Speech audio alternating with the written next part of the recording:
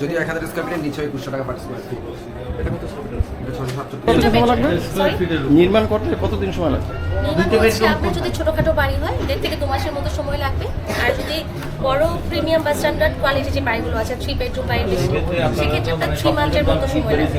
দোতলা দোতলার ক্ষেত্রে হচ্ছে পার স্কয়ার ফিট 2700 টাকা করে পড়বে, আর সেক্ষেত্রে 6 থেকে 7 মাসের মতো সময় লাগবে।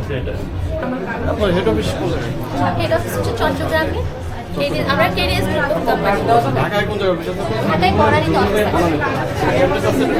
হ্যাঁ, এখানে আপনি আমাদের KY টোটাল সার্চ করলে এই যে আমাদের ওয়েবসাইট, এখানে